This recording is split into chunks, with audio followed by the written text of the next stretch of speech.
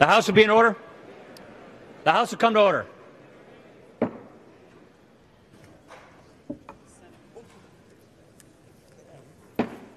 Mr. Speaker, the Vice President and the United States Senate.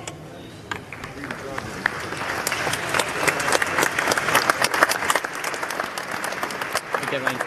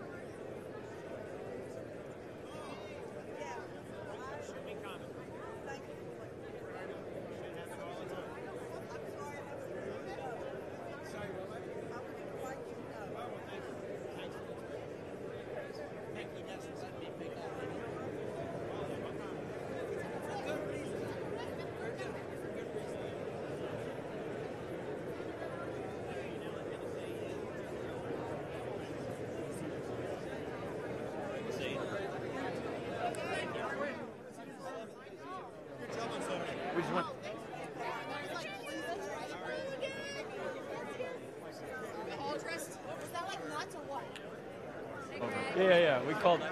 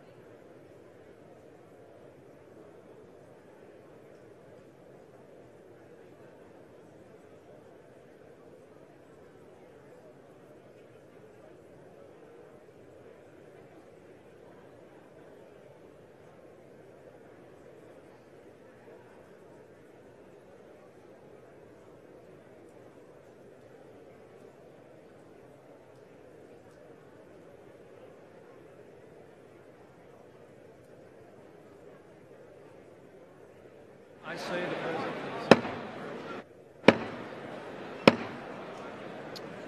The joint meeting will come to order.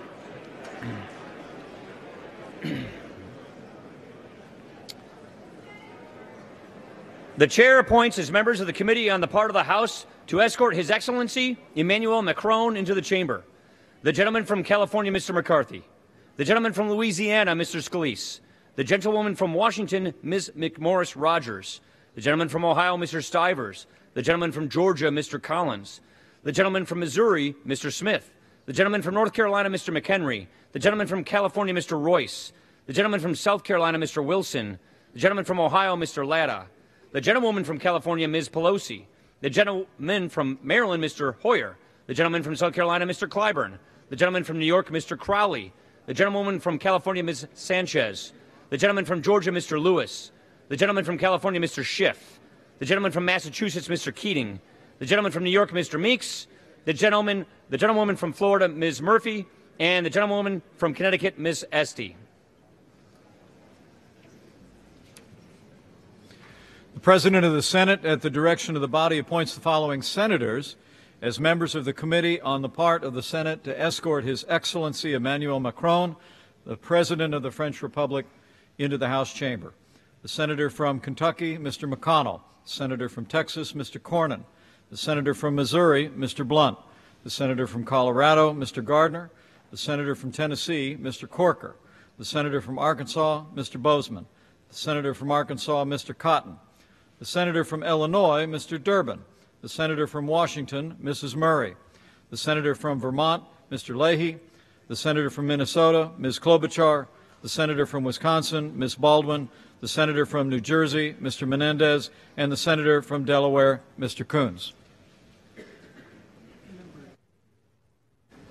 Members of the escort committee will exit the chamber through the lobby doors.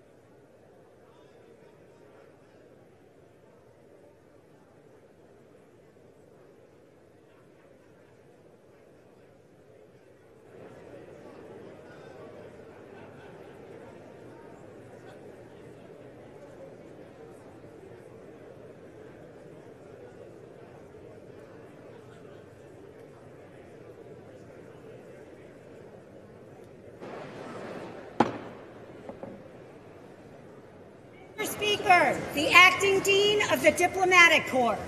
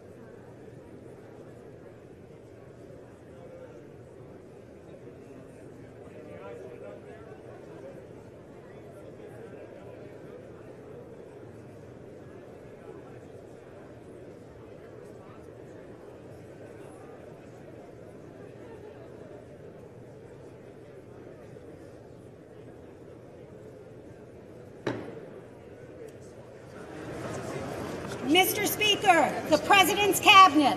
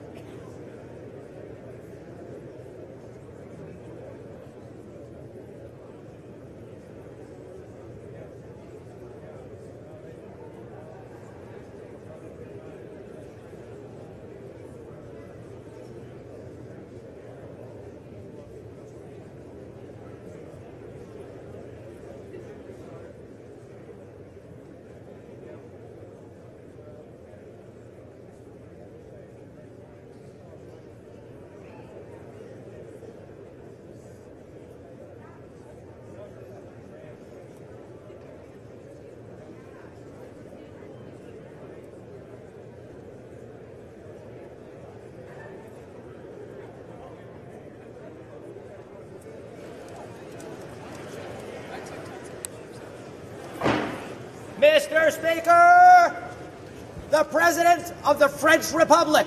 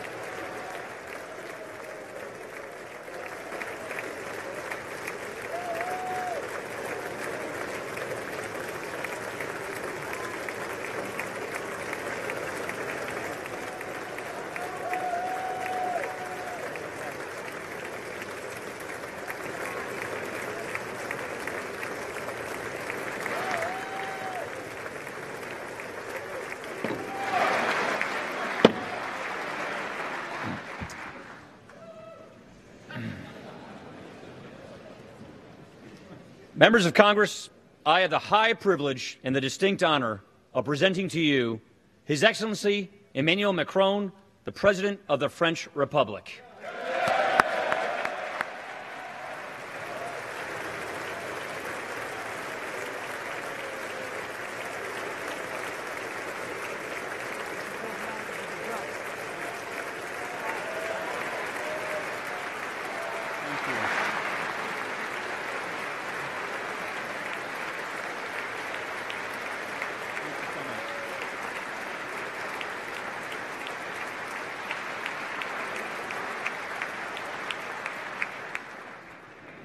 Mr. Speaker, Mr. Vice President, honorable members of the United States Congress, ladies and gentlemen, it is an honor for France, for the French people, and for me to be received in this sanctuary of democracy where so much of the history of the United States has been written.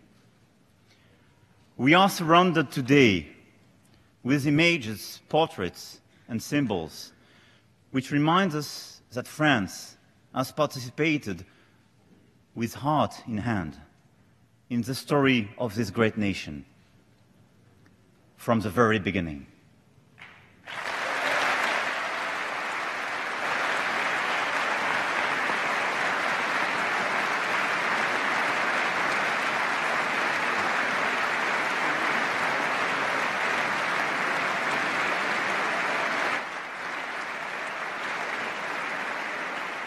We have fought shoulder to shoulder many battles, starting with those that gave birth to the United States of America. Since then, we have shared a common vision for humanity. Our two nations are rooted in the same soil, grounded in the same ideals of the American and French revolutions. We have worked together for the universal ideals of liberty, tolerance, and equal rights.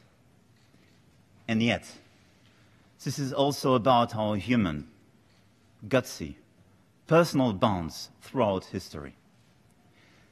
In 1778, the French philosopher Voltaire and Benjamin Franklin met in Paris. John Adams tells the story that after they had shaken hands, they embraced each other by hugging one another in their arms and kissing each other's cheeks. It can remind you something.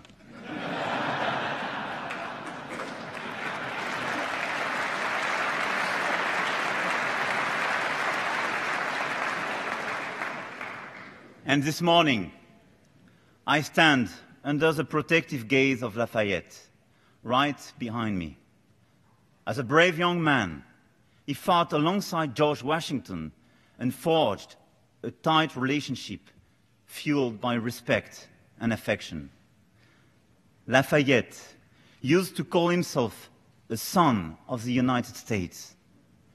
And in 1792, George Washington became a son of America and France when our First Republic awarded citizenship to him.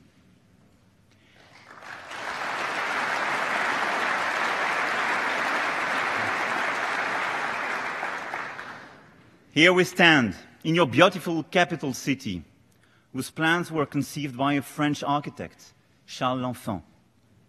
The miracle of the relationship between the United States and France is that we have never lost this special bond deeply rooted not only in our history, but also in our flesh.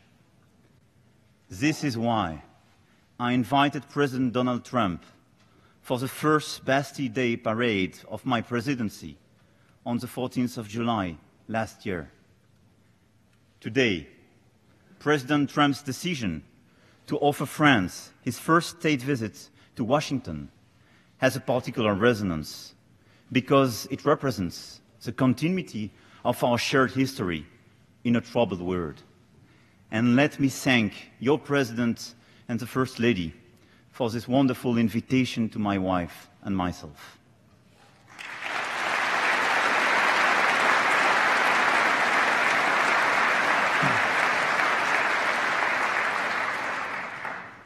I am so very grateful, and I would like also to thank you, ladies and gentlemen, for welcoming me on this occasion.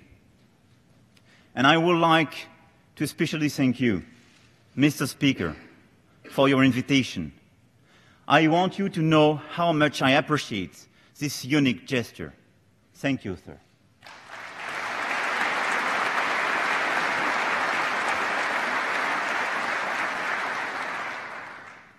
The strength of our bonds is the source of our shared ideals. This is what united us in the struggle against imperialism during the First World War. Then, in the fight against Nazism during the Second World War. This is what united us again during the era of the Stalinist threat, and now we lean on that strength to fight against terrorist groups. Let us, for a moment, transport ourselves to the past. Imagine, this is July the 4th, 1916. Back then, the United States had not entered World War I. And yet, a young American poet enlisted in the ranks of our foreign legion because he loved France and he loved the cause of freedom. This young American would fight and die on Independence Day at Bellois-en-Santerre, not far from Amiens, my hometown, after having written these words, "I have a rendezvous with death." The name of this young American was Alan Seeger. A statue stands in his honor in Paris.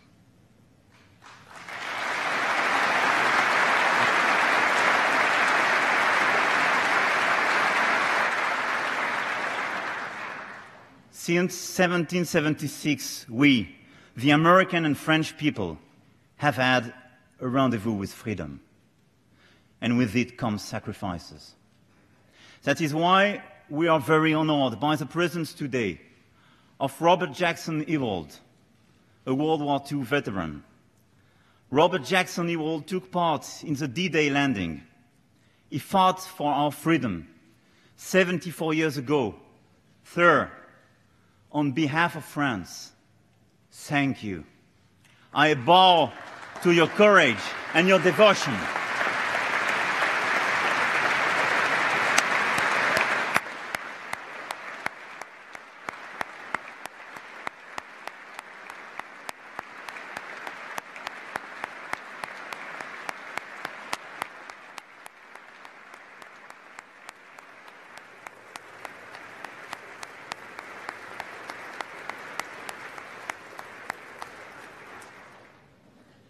In recent years, our nations have suffered wrenching losses simply because of our values and our taste for freedom.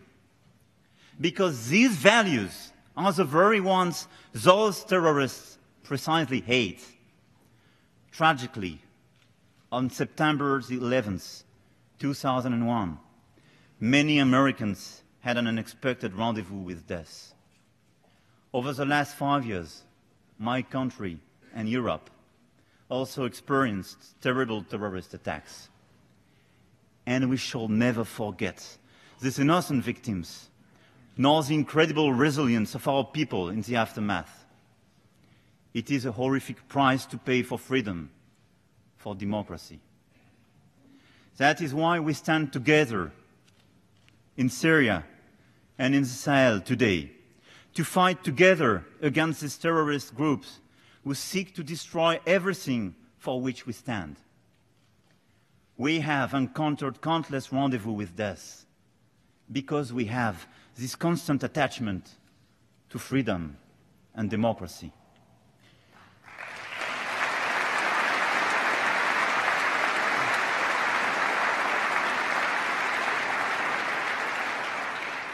As emblazoned on the flags of the French revolutionaries, vivre libre ou mourir.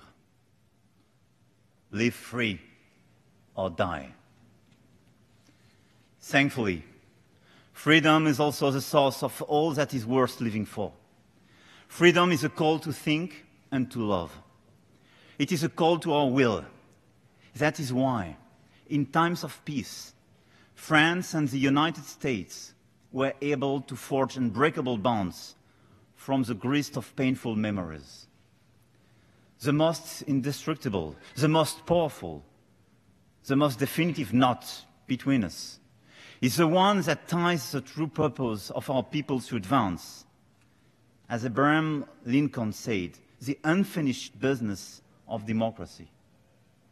Indeed, our two societies have stood up to advance the human rights for all. They have engaged in a continual dialogue to unpack this unfinished business. In this Capitol Rotunda, the bust of Martin Luther King, assassinated 50 years ago, reminds us of the inspiration of African-American leaders, artists, writers, who have become part of our common heritage. We celebrate among them James Baldwin and Richard Wright, whom France hosted on our soil. we have shared the history of civil rights. Frances Simone de Beauvoir became a respected figure in the movement for gender equality in America in the 70s. Women's rights have long been a fundamental driver for our societies on both sides of the Atlantic. This explains why the Me Too movement has recently had such a deep resonance in France. Democracy is made of day-to-day conversation and mutual understanding between citizens. It is easier and deeper when we have the ability to speak each other's language. The heart of Francophonie also beats here in the United States, from New Orleans to Seattle. I want this heart to beat even harder in American schools all across the country. Democracy relies also on the faculty of freely describing the present and the capacity to invent the future. This is what culture brings. Thousands of examples come to mind when we think of the exchanges between our cultures across the centuries. From Thomas Jefferson, who was ambassador to France and built his house in Monticello, based on the building he loved in Paris, to Hemingway's novel Movable Feast, celebrating the capital city of France, from our great 19th century French writer Chateaubriand, bringing to the French people the dream of Americans' open spaces, forests and mountains, to Faulkner's novels crafted in the Deep South, but first read in France, where they quickly gained literary praise. From jazz, coming from Louisiana, and the blues from Mississippi, finding in France an enthusiastic public, to the American fascination for Impressionists and the French modern and contemporary art. These exchanges are vibrant in so many fields, from cinema to fashion, from design to high cuisine, from sports to visual arts. Medicine and scientific research, as well as business and innovation, are also a significant part of our shared journey. The United States is France's first scientific partner. Our economic ties create hundreds of thousands of jobs on both sides of the Atlantic. The story of France and the United States is a story of an endless dialogue, made of common dreams, of a common struggle for dignity and progress. It is the best achievement of our democratic principles and values. This is this very special relationship. This is us.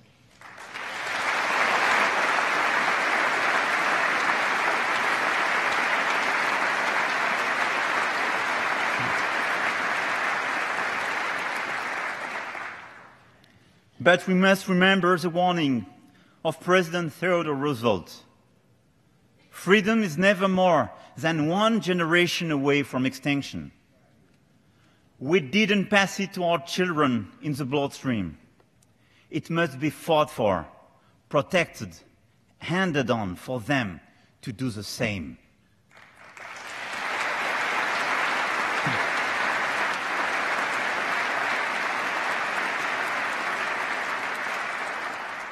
This is an urgent reminder indeed, because now, going beyond our bilateral ties, beyond our very special relationship, Europe and the United States must face together the global challenges of this century.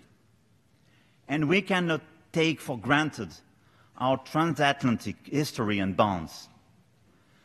At the core, our Western values themselves are at risk.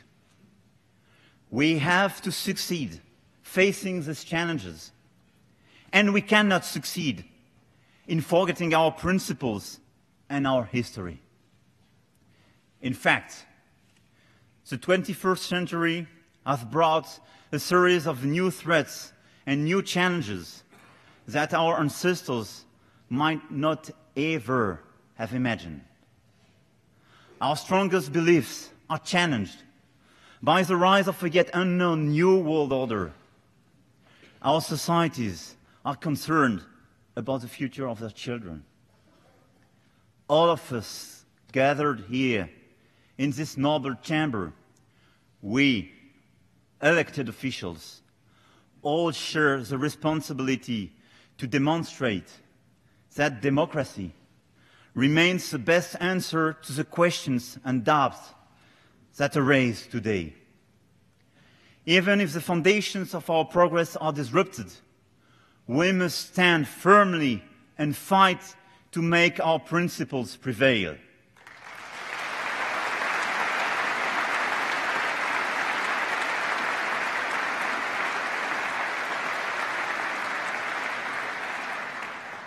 But we bear another responsibility inherited from our collective history. Today, the international community needs to step up our game and build the 21st century world order based on the perennial principles we established together after World War II. The rule of law, the fundamental values on which we secured peace for 70 years, are now questioned by urgent issues that require our joint action. Together, with our international allies and partners, we are facing inequalities created by globalization, threats to the planet, our common good, attacks on democracy through the rise of illiberalism, and the destabilization of our international community by new powers and criminal states. All these risks aggrieve our citizens. Both in the United States and in Europe, we are living in a time of anger and fear because of these current global threats. But these feelings do not build anything. You can play with fears and angers for a time, but they do not construct anything. Anger only freezes and weakens us. And as Franklin Delano Roosevelt said during his first inaugural speech, the only thing we have to fear, it is fear itself.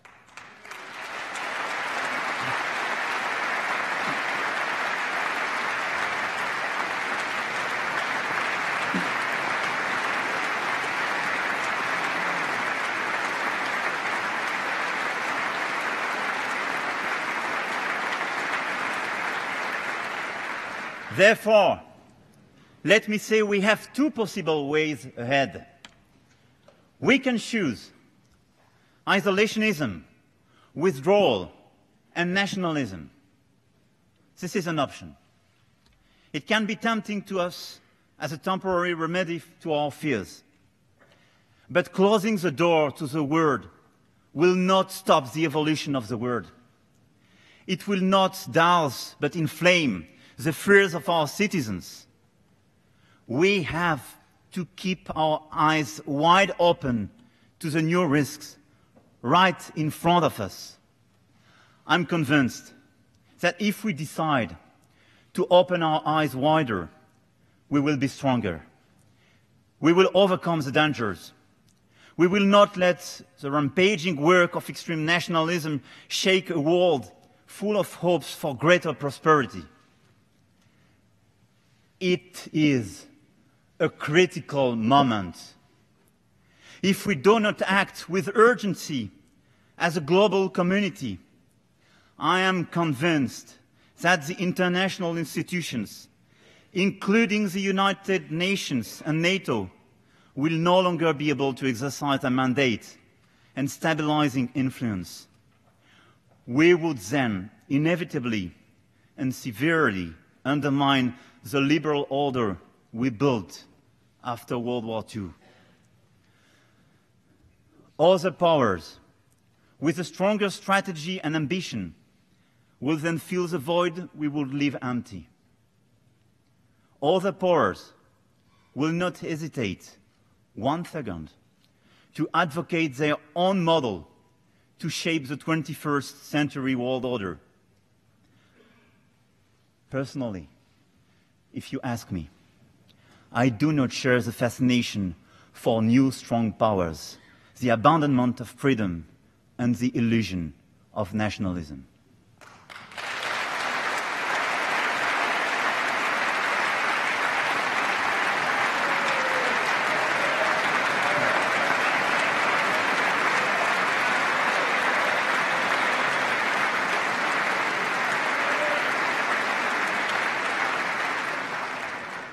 Therefore, distinguished members of the Congress, let us put them aside, write our own history, and birth the future we want.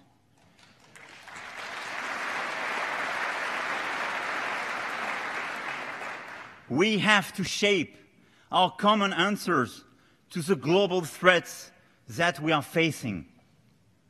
The only option then is to strengthen our cooperation. We can build the 21st century world order based on a new breed of multilateralism, based on a more effective, accountable, and results-oriented multilateralism, a strong multilateralism.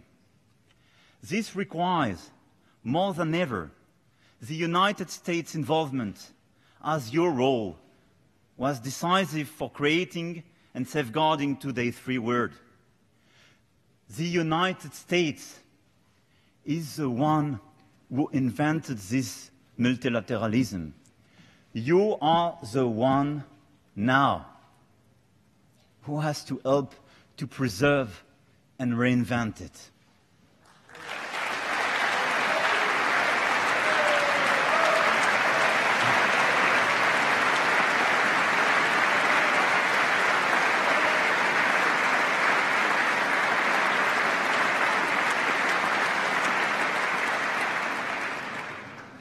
This strong multilateralism will not outshine our national cultures and national identities. It is exactly the other way around. A strong multilateralism will allow our cultures and identities to be respected, to be protected, and to flourish freely together. Why?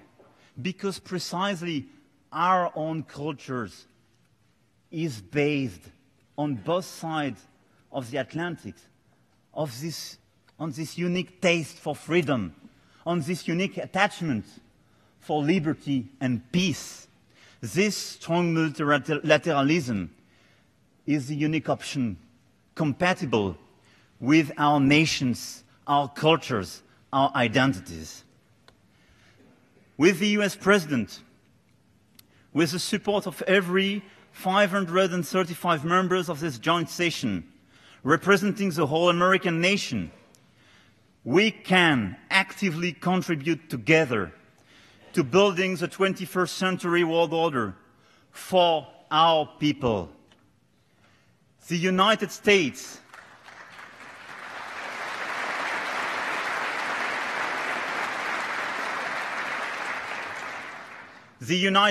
and Europe have a historical role in this respect, because it is the only way to defend what we believe in, to promote our universal values, to express strongly that human rights, the rights of minorities, and shared liberty are the true answer to the disorders of the world.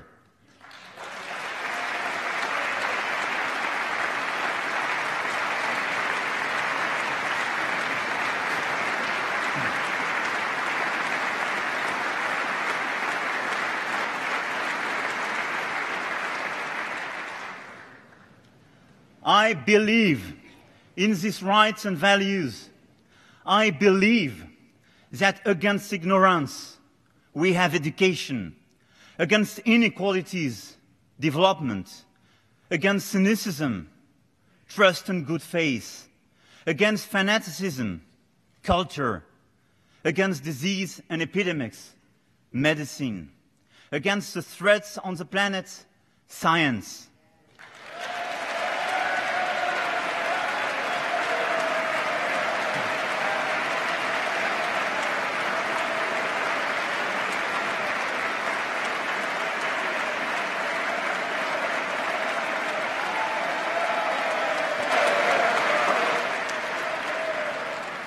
I believe in concrete action.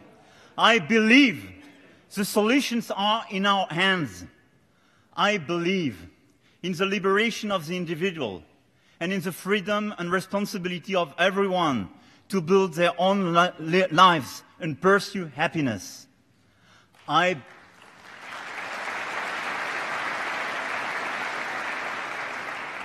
believe in the power of intelligently regulated market economies. We are experiencing the positive impact of our current economic globalization with innovations, with jobs creations. We see, however, the abuses of globalized capitalism and digital disruptions, which jeopardize the stability of our economies and democracies. I believe facing these challenges requires the opposite of massive deregulation and extreme nationalism. Commercial war is not the proper answer to these evolutions.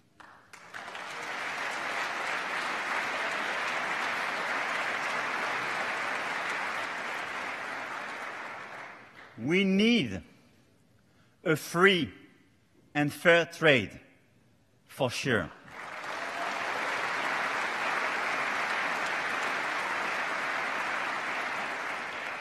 A commercial war opposing allies is not consistent with our mission, with our history, with our current commitments for the global security.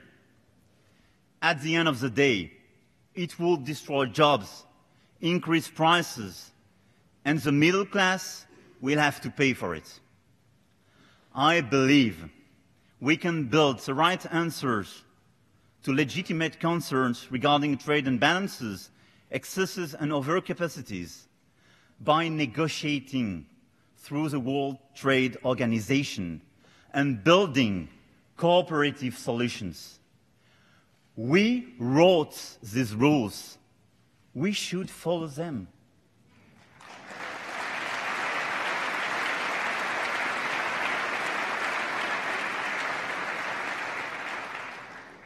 I believe we can address our citizens' concerns regarding privacy and personal data. The recent Facebook's hearings highlighted the necessity to preserve our citizens' digital rights all over the world and protect their confidence in today's digital tools of life. The European Union passed a new regulation for data protection. I believe the United States and the European Union should cooperate to find the right balance between innovation and ethics and harness the best of today's revolutions in digital data and artificial intelligence.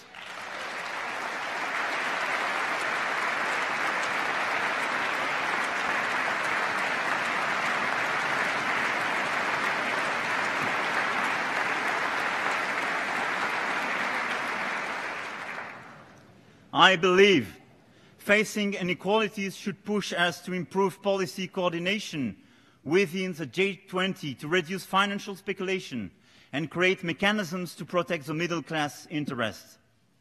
Because our middle classes are the backbone of our democracies.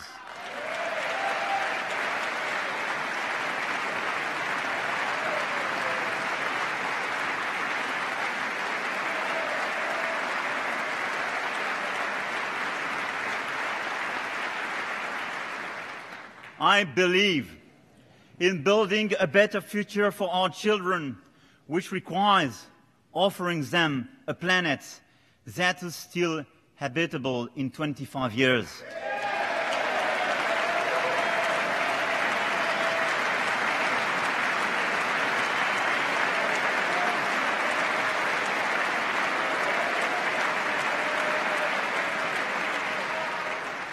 Some people think that securing current industries and their jobs is more urgent than transforming our economies to meet the global challenge of climate change.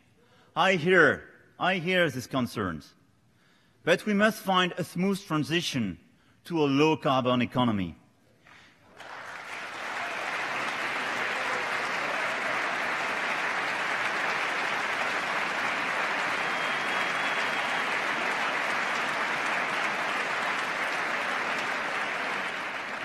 Because what is the meaning of our life, really, if we work and live destroying the planet while sacrificing the future of our children? What is the meaning of our life if our decision, our conscious decision, is to reduce the opportunities for our children or grandchildren?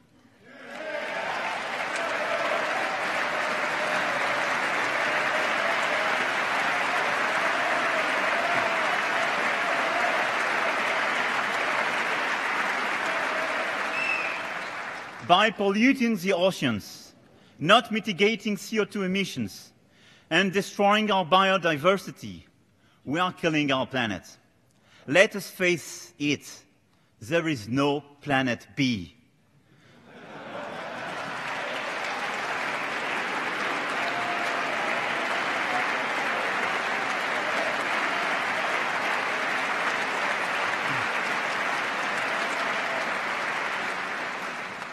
On this issue, it may happen we have disagreements between the United States and France. It may happen, like in all families.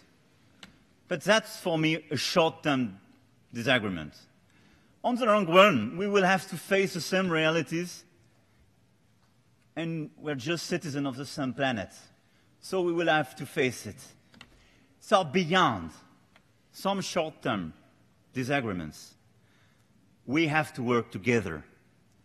With business leaders and local communities, let us work together in order to make our planet great again and create new jobs and new opportunities while safeguarding our Earth.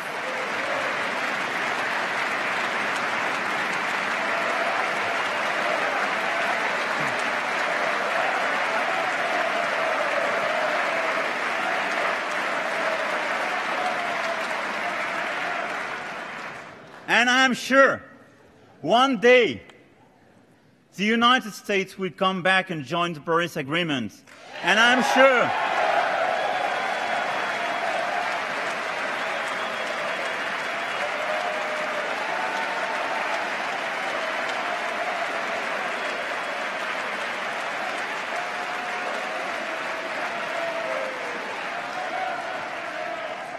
sure we can work together to fulfill with you the ambitions of the Global Compact on the environment.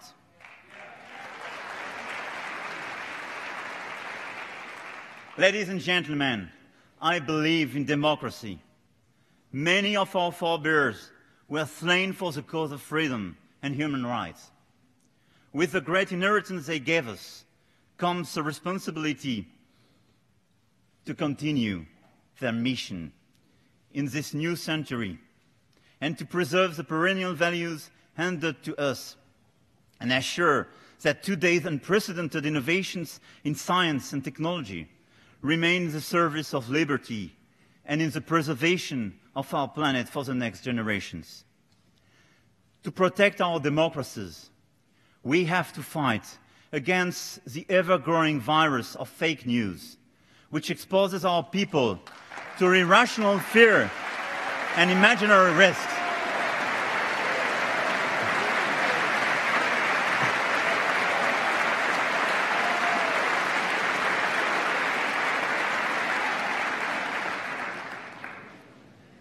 And let me attribute the fair copyright for this expression, fake news, especially here. Without reason, without truth, there is no real democracy, because democracy is about true choices and rational decisions. The corruption of information is an attempt to corrode the very spirit of our democracies.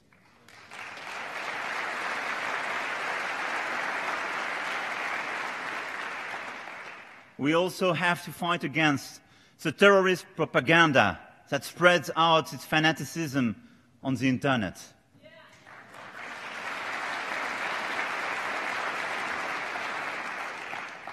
It has a gripping influence on some of our citizens and children. I want this fight to be part of our bilateral commitment, and we discussed with your President the importance of such an agenda. I want this fight to be part of the J7 agenda because, here again, it deeply harms our rights and shared values. The terrorist threat is even more dangerous when it is combined with the nuclear proliferation threat. We must therefore be stricter than ever with countries seeking to acquire the nuclear bomb. That is why France supports fully the United States in its efforts to bring Pyongyang through sanctions and negotiations towards denuclearization of the Korean Peninsula.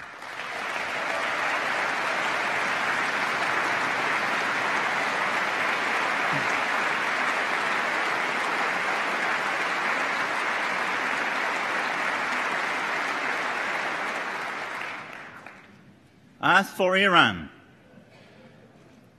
our objective is clear. Iran shall never possess any nuclear weapons.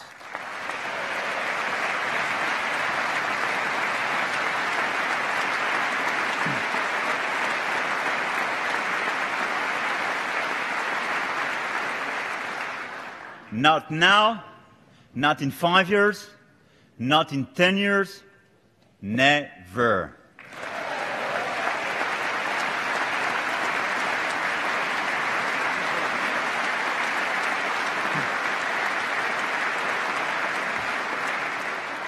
But this policy should never lead us to war in the Middle East. We must ensure stability and respect sovereignty of the nations, including that one of Iran, which represents a great civilization. Let us not replicate past mistakes in the region. Let us not be naive on one side. Let us not create new wars ourselves on the other side.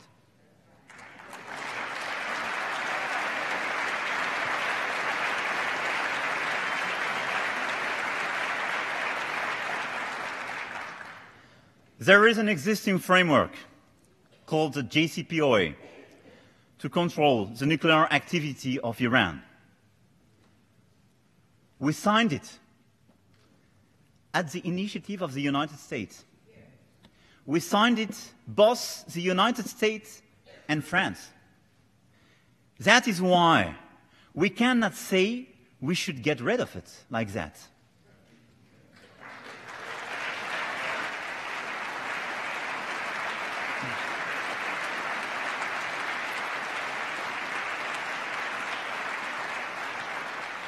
But it is true to say that this agreement may not address all concerns, and very important concerns. This is true. But we should not abandon it without having something substantial and more substantial instead. That's my position.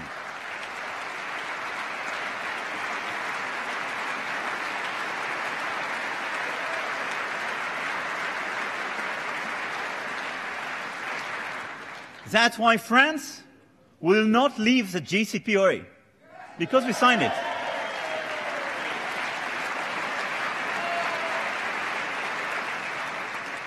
Your president and your country will have to take in the current days and weeks its own responsibilities regarding this issue. But what I want to do, and what we decided together with your president, is that we can work on a more comprehensive deal addressing all these concerns. That is why we have to work on this more comprehensive deal based, as discussed with President Trump yesterday, on 4 pillars. The substance of the existing agreement, especially if you decide to leave it. The post-2025 period, in order to be sure that we will never have any nuclear activity for Iran. The containment of the military influence of the Iranian regime in the region, and the monitoring of ballistic activity. I think these 4 pillars, the one I addressed in front of the General Assembly of the United Nations last September, are the one which cover the legitimate fears of the United States and our allies in the region. I think we have to start working now on these 4 pillars to build this new comprehensive deal and to be sure that whatever the decision of the United States will be, we will not leave the floor to the absence of rule. We will not leave the floor to these conflicts of powers in the Middle East. We will not fuel ourselves in increasing tensions and potential war.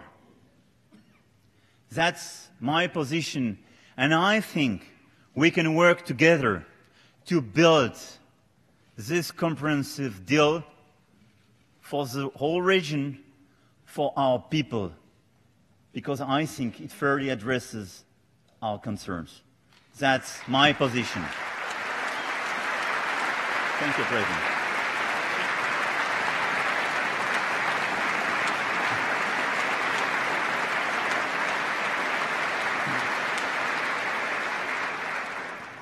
And this containment I mentioned in one of these pillars is necessary in Yemen, in Lebanon, in Iraq, and also in Syria. Building a sustainable peace in a united and inclusive Syria requires, indeed, that all powers in the region respect the sovereignty of its people and the diversity of its communities. In Syria, we work very closely together. After prohibited weapons were used against the population by the regime of Bashar al-Assad 2 weeks ago, the United States and France, together with the United Kingdom, acted to destroy chemical facilities and to restore the credibility of the international community. This action was one of the best evidence of this strong multilateralism.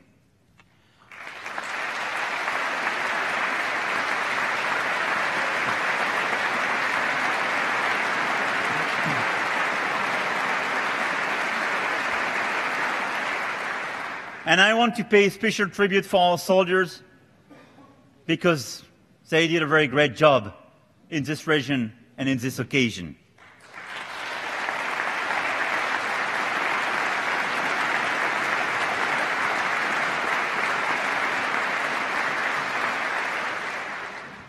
Beyond this action, we will together work for humanitarian solution on the short term, on the ground, and contribute actively to a lasting political solution to put an end to this tragic conflict. And I think one of the very important decisions we took together with President Trump was precisely to include Syria in this large framework for the overall region and to decide to work together on this political deal for Syria, for Syrian people, even after our war against ISIS. In the Sahel, where terrorist networks span a footprint as large as Europe, French and American soldiers are confronting the same enemy and risking their lives together. Here, I would like to pay special tribute to the American soldiers who fell this past fall in the region, and to their French comrades who lost their lives early this year in Mali. Better than anyone, I think, our troops know what the alliance and friendship between our country means.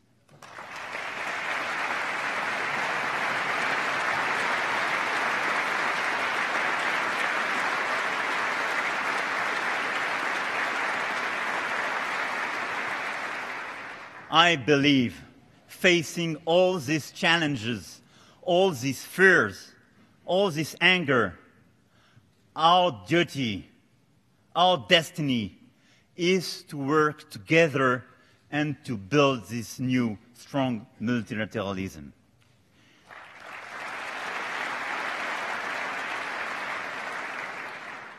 distinguished members of Congress, ladies and gentlemen, on April the 25th, 1960, General de Gaulle affirmed in this chamber that nothing was as important to France as the reason, the resolution, the friendship of the great people of the United States. 58 years later, to this very day, I come here to convey the warmest feelings of the French nation and to tell you that our people cherish the friendship of the American people with as much intensity as ever.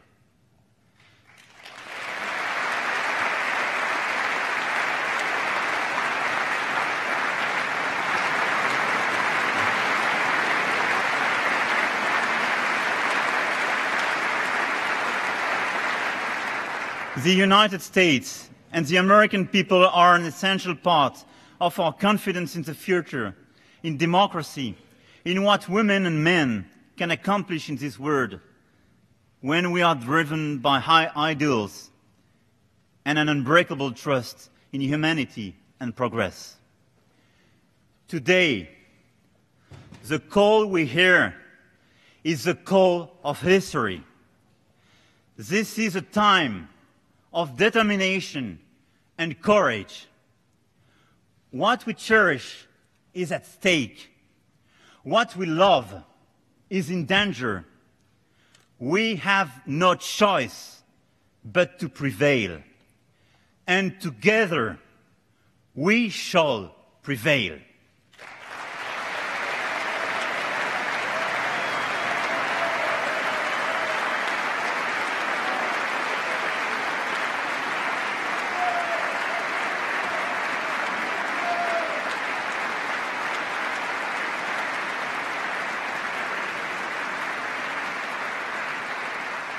Vive les États-Unis d'Amérique!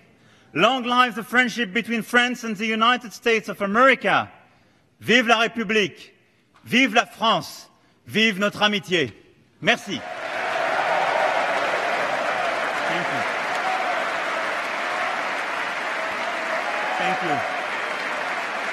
Thank you.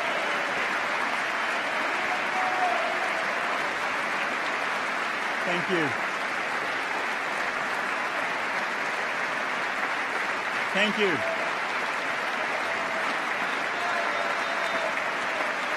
Thank you.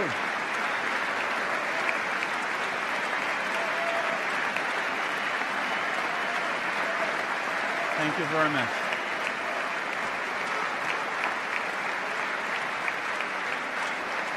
Merci à vous. Merci à vous. Merci à vous.